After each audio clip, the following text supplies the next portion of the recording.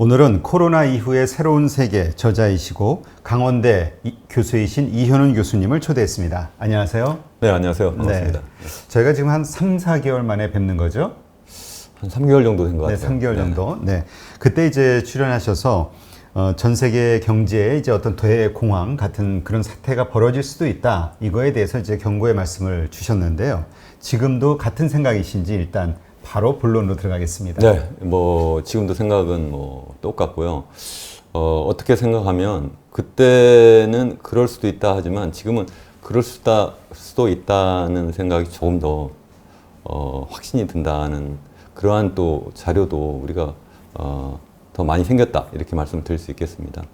아, 그래요? 네. 지금 왜냐하면 그때 이후로 그 금융시장, 그러니까 네. 주식시장이라든가 이런 실물 경제는 안 좋지만 이 금융시장은 네. 자본시장은 되게 성장을 많이 했잖아요. 상승을. 네네. 그래서 많은 사람들이 오히려 지금 이런 어떤 공황이라든가 이런 것에 대해서는 전혀 생각을 하지 않고 있는 그런 상황이라고 볼 수 있죠. 그 세계 대공황이라고 하는 이름을 붙인 그런 그 경제 침체는요.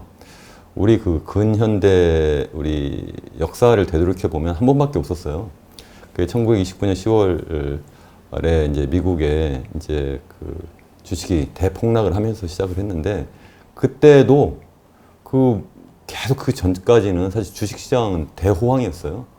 그러니까 대공황은 그런 어떤 그 금융시장의 호황을 보고 공황이 안 온다 이렇게 얘기하는 것보다 그게 어쩌면 그런 대공황을 가깝게 어쩌면 하는 하나의 버블의 신호일 수도 있기 때문에 우리가 세계 대공황을 생각을 해보면 실물 경제가 현재 어떻게 돌아가느냐를 봐야 된다는 거죠. 그 당시에도 지금 되돌이켜보면 실물 경제가 계속 문제가 있었는데 계속 그냥 우리 투자자들 입장에서 생각하면 사실 주식뿐만 아니라 부동산까지 굉장히 대호황을 누리고 있었거든요. 그때랑 상당히 비슷하다 이렇게 볼 수도 있습니다. 네. 그러면 지금 오히려 그 3개월 전보다 더 이 대공황이 일어날 가능성이 높아졌다라고 생각하시는 그 근거가 되는 데이터들. 네네. 그게 이제 어떤 것들이 있는지 한번 좀 네. 말씀을 해 주시죠. 일단 올해 이제 코로나 사태가 사실 본격화된 게 이제 한 2월부터고요. 실제 시작은 중국 우한에서 지난해 12월 부터입니다만 2월부터라고 생각하면 사실은 우리가 1분기 그리고 2분기 정도 성적표를 보면 될 것 같아요. 근데 1분기보다는 2분기 성적표가 좀 더 나쁘기 때문에 2분기 성적표를 잠깐 한번 같이 보면 어떨까 싶습니다. 2분기 성적표를 여기 그림에서 보실 수 있는데 이건 OECD 자료입니다. 그래서 2분기 우리 전년 동기 대비로 우리 경제 성장률을 보면 영국이 21.7% 마이너스 성장을 했어요. 또 뿐만 아니라 프랑스도 마이너스 19%, 이탈리아 마이너스 17%, 캐나다도 마이너스 13.5% 이런 식으로 계속 사실 두 자릿수의 마이너스 성장을 했고요. 미국 같은 경우에도 9.1% 마이너스 성장을 했습니다. 우리나라는 우리 여기 OECD는 마이너스 3.0 나왔는데 마이너스 2.7%라고 나중에 이제 한국은행에서 최근 발표를 했습니다만 우리나라의 최근 한 10여 년, 20년 이렇게 되돌이켜 보면 우리 그 외환위기 이후에 최대의 그 나쁜 그런 성적표를 받아들였다 이렇게 할 수 있고 중국도 지금 플러스 성장으로 돌아섰다고는 하는데 1970년대 말 개혁개방 이후에 최악의 성적표라고 할 수 있고요. 또 사실 그렇지만 또 저 숫자를 꼭 믿을 수 있느냐에 대해서는 사실 또 좀 의문을 가질 수도 있습니다. 그리고 또 우리 아시아도 함께 볼 필요가 있는데 아시아도 보면 말레이시아도 마이너스 17%, 필리핀 마이너스 16.5, 싱가포르도 마이너스 12.6, 일본도 마이너스 10% 이렇게 거의 다 두 자릿수예요.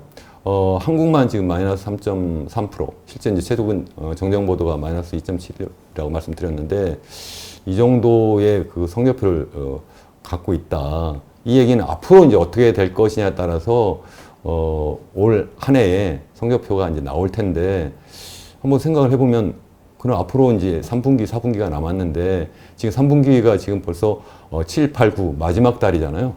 지금 우리나라만 봐도 지금 사실은 상황이 2분기에 비해서 꼭 좋다고 보기가 상당히 어렵고 다른 지금 우리 성적표를 같이 본 그런 유럽 선진국이나 아니면은 뭐 우리 아시아 국가들의 경우에 상황이 더 좋아지기가 좀 어렵지 않은가 이런 생각을 저는 하고 있습니다. 네, 그러면 이제 지금 말씀하신 대로 이제 그렇게 안 좋은 어떤 그런 상황이라고 봤을 때 한국의 경우는 어떤 상황인지 좀 궁금하거든요.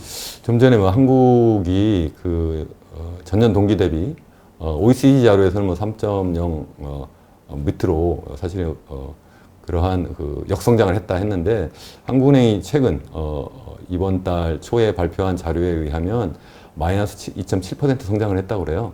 이거는 전년 동기 대비고요. 이것을 전기비 성장률로 보면, 그러니까 1분기와 비교하면 마이너스 3.2%고요. 작년 2분기하고 비교하면 마이너스 12.2%예요. 우리 최근에 그 언론에서 많이 이제 보도가 된 것 중에 하나가 미국의 2분기 성적표가 마이너스 31.7%다. 뭐 이런 얘기를 하잖아요. 네, 그랬죠. 그것하고 우리나라의 마이너스 2.7%하고 이렇게 비교를 하는 거예요. 그건 옳지 않은 거예요. 사람들이 잘 그걸 이해를 못 하는 경우가 있는데, 미국의 경우에도, 우리와 같이 전기 대비, 전년도 동기 대비로 하면, 마이너스 9.1%고요. 이것을 갖다가 이제 그 연율로 계산할 때 마이너스 31.7%고, 우리나라도 그렇게 연율로 계산하면 마이너스 12.2%예요. 쉽게 얘기하면 2분기 성적표가 계속 1년 동안 계속 비슷하게 간다 하면 그 정도 두 자릿수 역성장을 할 거다. 뭐 그렇게 우리가 생각을 해볼 수가 있는 겁니다. 네. 보다 구체적으로 제가 그 한국은행 자료 좀만 더 말씀을 드리면 우리나라에 관해서 좀 전에 말씀드린 것처럼 2분기에 우리가 전년 동기 대비 마이너스 2.7%라고 했는데 전기 대비로는 마이너스 3.2%예요. 우리 맨 오른쪽에 보시면 써 있습니다. 그리고 2020년 보면 여기 1, 4분기, 2, 4분기 써 있잖아요. 두 개 다 우리 전기 대비로 하면 마이너스 성적표고요. 이걸 전년 동기 대비로 하면 1분기에는 플러스인데 이번에 마이너스 성장을 했다 하는 얘기고, 이것을 이제 우리 그 산업별로 이렇게 나눠보면 농림, 어업 분야가 가장 큰 타격을 받았고, 제조업이 그 다음이고, 건설업은 그렇게 큰 영향을 받지 않은 걸로 이렇게 나와요. 또 서비스업도 의외로 농림어업이나 뭐 제조업에 비해서 좀 그렇게 크게 영향을 받지 않았다 이렇게 얘기하는데, 이것에 대해서도 저는 사실 좀 의문을 좀 갖고 있습니다. 다시 말해서 우리가 쉽게 생각하는 우리 도소매업, 숙박, 음식업, 여기에 제일 큰 타격을 받았거든요. 서비스업에서 가장 많이 차지하는 부분이 또 그거예요. 근데 어떻게 저게 마이너스 1% 내외 정도 역성장을 했을까? 이런 생각을 해보죠. 이것을 다시 이제 우리가 이제 수요 측면에서 다시 보면, 그러니까 우리가 GDP 하면 공급 측면과 수요 측면이 있잖아요. 뭐 대부분 여기 이제 주식 투자하시는 분들이라 경제학을 잘 아실 텐데, 혹여나, 그래도, 헷갈리신 분 계실까봐 제가 간단하게 정리를 해드리면, 우리가 보통 GDP 하면 일정한 기간, 보통 1년이나 여기서처럼 이렇게 분기별로 한 나라, 우리 같은 경우는 이제 우리나라가 생산해낸 모든 생산물, 그러니까 상품 및 서비스의 최종 생산물의 시장 가치를 전부 합한 거잖아요. 그게 이제 공급 측면에서 이렇게 보는데, 그걸 산업별로 나눠 보니까 좀 전 우리 그 페이지에서 본 것처럼 뭐 농림수산, 그리고 뭐 제조업, 서비스업 이렇게 나눌 수 있는 거고요. 이것은 이제 누군가가 이제 사서 사용을 하잖아요. 그래서 민간, 우리 일반 소비자 가게가 하면 우리가 민간 소비라고 하고, 정부도 이제 소비 활동을 하니까 또 정부 지출 또는 정부 소비가 있고요. 이제 투자가 있는데, 투자가 이제 건설, 설비, 뭐 그리고 또 이제 지식 재산 생산물 투자, 쉽게 얘기하면 R&D 투자예요. 기술 투자. 네. 이런 투자들이 있는데요. 얘들 성적표를 마지막 거 이렇게 보시면 전년 동기 대비로 보면 민간 소비라든가 건설 투자 뭐 이런 것들이 민간 소비가 제일 마이너스 그 수치가 크고요. 우리나라에서 사실은 제일 크게 차지하는 부분이 여기잖아요. 민간 소비이긴 한데 이것도 좀 제가 좀 의외로 생각한 게, 건설 투자가 마이너스 1.5, 그러니까 그 전기 대비, 또 우리 전년 동기 대비로 마이너스 0.1% 성장했다고 하니까 작년에 비해서 제가 볼 때는 상황이 굉장히 나빠졌는데, 이게 정말 그럴까 하는 생각이 좀 들긴 합니다. 또 어쨌든 자료가 그렇다고 해서 뭐 그 통계 지표를 바로 뭐 이렇게 왜곡했다고 하는 것이 아니라 뭔가 좀 계산하는 방식에서 좀 문제가 있었지 않을까 이런 생각을 좀 해보고요. 특히 또 이런 또 R&D 투자 같은 것도 지금 플러스로 나왔다고 하는데, 정말 이 기업들이 이 시기에 R&D 투자를 이렇게 작년에 비해서 크게 도리어 더 증가를 시켰을까? 이런 생각을 좀 해보긴 합니다. 네. 근데 아까 저 수치에서 보니까 건설 투자, 우리가 이제 내수 시장을 키우는 어떤 그 하나가 이제 건설 경기잖아요. 근데 네네. 건설 투자가 마이너스 폭인 걸 보니까 네. 내수가 많이 안 좋아졌다. 이렇게도 이해할 수 있겠네요. 그렇게 이해를 하는데 제 말씀은 그 내수가 이제 아까 말씀드린 소비라든가 아니면 이제 투자예요. 쉽게 얘기하면. 그리고 외수, 그러니까 외국이 이제 사는 것을 갖다가 우리가 수출이라고 하잖아요. 근데 우리가 또 외국 상품을 사기 때문에 수입이 있어서 수출에 수입을 받는 것을 우리가 순수출이라고 하는데 그것이 이제 GDP에 들어가죠. 들어가는데 제 말씀은 내수 중에서 소비 내수는 크게 그래도 좀 영향을 받았는데 건설 쪽은 의외로 크게 마이너스 영향을 받지 못했다, 않았다. 뭐 다행입니다만 현실에서 이렇게 보는 것과는 좀 차이가 있는 지표 같다 이런 생각은 좀 든다는 그러니까 오히려 말씀이죠. 실물적으로는 체감적으로는 저보다 그렇죠. 훨씬 높이 그렇죠. 그 경기가 안 좋았을 것이다. 건설 네, 그렇게 쪽이. 보는 겁니다. 네. 물론 이제 지금 경기가 안 좋지만 이거보다 사실은 더 크게 안 좋아질 수 있었잖아요. 네. 그때는 뭐 돌발 재난 재난 상황이니까. 그래서 이제 연준을 비롯해서 각국 중앙 정부들이 그 중앙은행들이 이제 뭐 재정 그 통화 정책이라든가 이런 것들을 통해서 막 그 돈을 발행하면서 경기를 살리려고 노력을 했잖아요. 네네. 그 대응이 효과가 있다고 보시나요? 어쨌든 금융시장은 살았죠. 당연히 뭐 효과가 있었다고 생각을 하는데 그 효과가 좀 제한적이었다고 저는 보는 거죠. 그게 이제 왜 그러냐면 그 우리가 현재 경험하고 있는 그 코로나 사태는 우리 전통적으로 생각하는 그러한 그 어떤 그 경제적인 침체와 좀 다른 상황이에요. 무슨 말씀이냐면 무슨 좀 멀리 보면 우리 그 세계 대공황 때도 갑자기 수요가 갑자기 확 줄어든 거거든요. 그게 왜 그러냐면 주식시장이 갑자기 폭락을 하니까 갑자기 다 패닉이 돼가지고 뭐 투자부터 시작해서 또 이제 또 고용이 또 나빠지고 그러니까 또 소비도 나빠지고 이렇게 하면서 총 수요가 감소하는 상태거든요. 근데 지금은 총 수요만 감소하는 것이 아니라 총 공급도 감소하는 거예요. 다시 말해서 이 코로나 사태로 인해서 이 락다운이 이 소비자들한테만 영향을 주는 것이 아니라 생산자들한테도 같이 영향을 주잖아요. 또 이 생산자들은 전 세계가 하나의 글로벌 공급망으로 연계가 돼 있기 때문에 우리나라뿐만 아니라 외국에서 어떤 그 공급망에 차질이 생기면 동시에 그걸 영향을 받는 거예요. 그래서 공급 자체가 또 위축이 된다는 거죠. 그래서 총수요와 총공급이 같이 위축이 돼서 그에 대한 어쨌든 적극적인 대응을 사실은 이제 해왔는데 그게 이제 예전에 비해서는 효과가 좀 충분하지 않다라고 저는 생각을 합니다. 왜 그러냐면 지금 쓰는 그런 정책들이 대부분 재정 지출을 확장을 하거나 아니면 이제 각국 중앙은행들이 이제 통화량 증발하고 그리고 이제 기준금리 낮추고 뭐 이런 방식인데 이건 다 총수요를 늘리는 정책이에요. 그래서 그것 가지고 공급을 늘릴 수가 없기 때문에 상당히 제한적이다. 그렇기 때문에 앞으로 이제 코로나 사태가 어떠냐에 따라서 상황이 더 나빠질 수 있다. 이제 계속 그런 말씀을 드리는 거죠. 네. 지금 말씀하신 대로 그 코로나가 스톱되지는 않았죠. 계속 미국 그렇죠, 같은 경우는 계속 확산이 커졌었고, 네. 그 다음에 이제 한국도 이제 2차 재확산 이러면서 뭔가 2차 팬데믹에 대한 우려가 점점 커지고 있는데, 그러면 이제 이런 질문이 생기는 거죠. 연준이라든가 각국의 중앙은행들이 뭐 양적 완화가 됐든 여러 가지 조치로 현재는 좀 잘 막았단 말이죠. 근데 또 2차 팬데믹이 왔을 때 이거를 감당할 그 추가적인 힘이 뭐가 있을까? 네. 정책이. 네. 예, 이런 질문이 생기거든요. 그러니까 좀 전에 말씀드린 것처럼 일단 그 현재 우리 그 각국 중앙은행이나 아니면은 그 행정부가 갖고 있는 재정 지출을 통한 어떤 경기 부양하는 그런 수단들이 제한적인 것은 틀림없습니다. 제한적이지만 안 하는 것보다 훨씬 더 좋다는 거고요.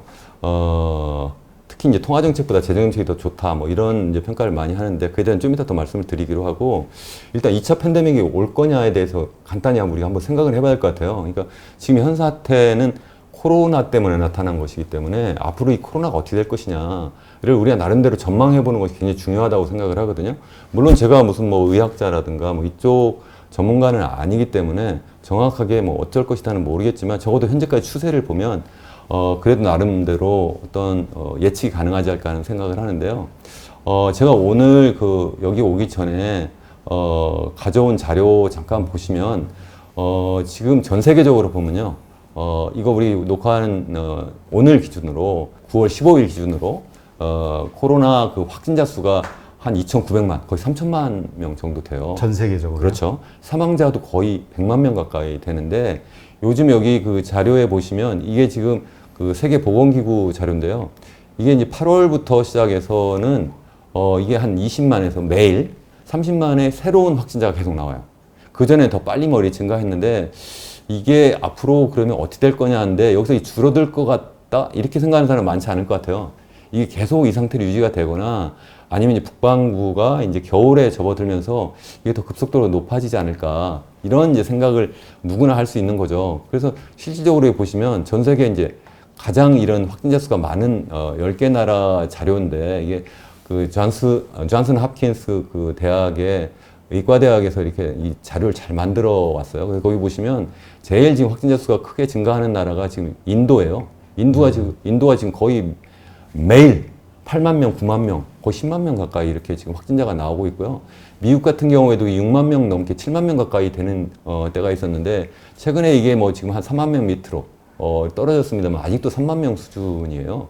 뿐만 아니라 뭐 브라질이라든가 이런 나라들 이게 다 인구 대국이잖아요. 그렇죠. 이런 나라들에서 지금 확진자 수가 굉장히 많이 나타나고 있는데 이게 꼭 그런 인구 대국이기 때문에 그런 것이 아니에요. 실제 우리 선진국 몇 개를 이렇게 보시면 여기 좀 아까 뭐 인도 계속 늘어나는 그림이고요. 이게 미국도 늘어났다 치고 좀 줄어들지만 아직도 많다는 거고 이 브라질이고 아르헨티나 계속 늘어난다는 건데 유럽을 한번 보시면요.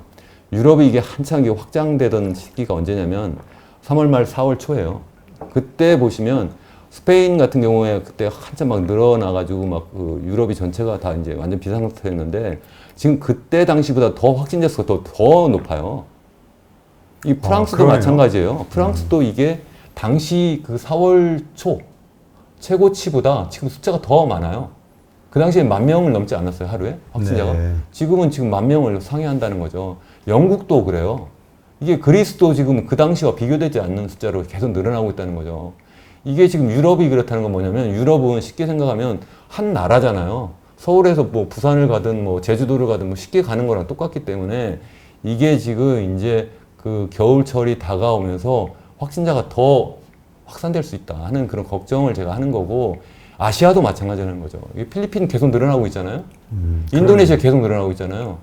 일본도 사실은 정말 굉장히 늘어나는데 최근에 좀 잡는 것처럼 보이는데 이게 대체로 우리나라는 좀 잡았다고는 합니다만 이것도 지금 요 최근 사례에서 보는 것처럼 잠깐만 방심하면 확 늘어나거든요.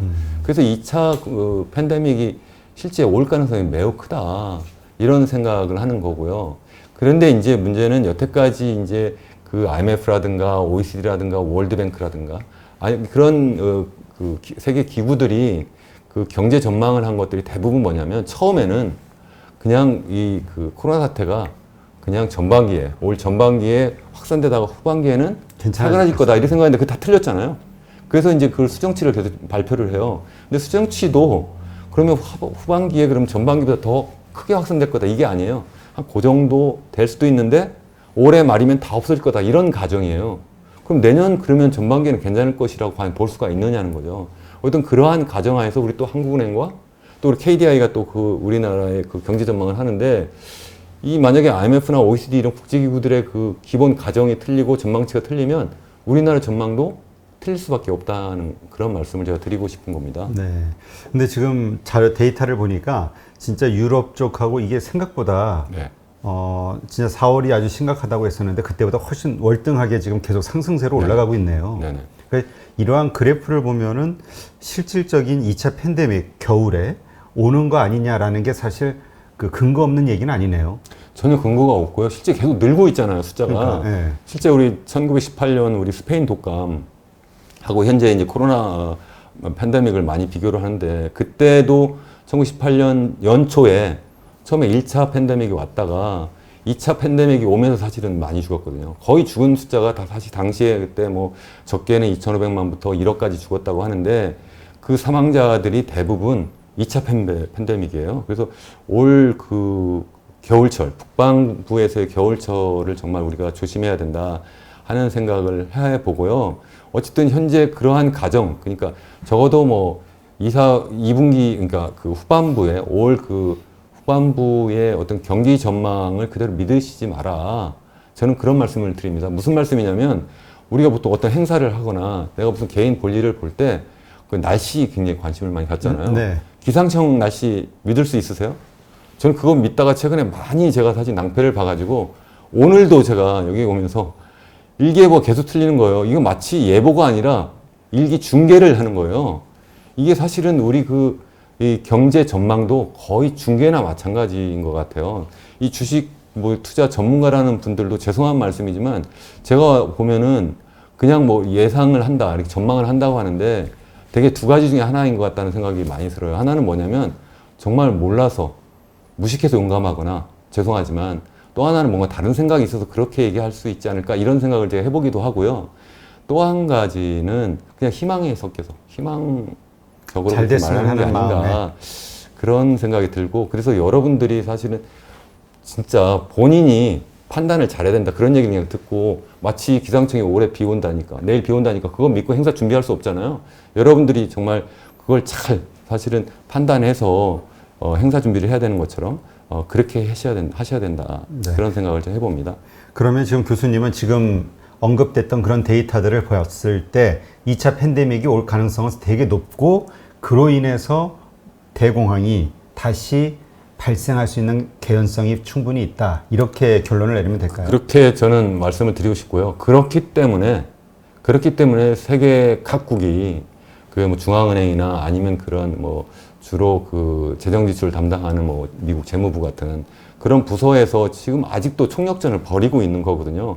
만약 그렇지 않다면 그렇게 할 이유가 뭐가 있습니까? 왜 미국 연준이 내년 말까지 2022년 말까지 왜 기준금리를 0%로 하겠다고 하고 또 최근에 와가지고는 우리 지난번에 우리 그 잭슨홀 미팅에서도 잠깐 파월 의장이 얘기한 것처럼 앞으로 AIT로 가겠다, 에버리지 인플레이션 타겟팅으로 가겠다, 이렇게 얘기하는 이유가 뭐냐는 거죠. 경기를 더 적극적으로 부양할 필요가 있다. 이런 얘기를 하는 거예요. 네, 그렇군요.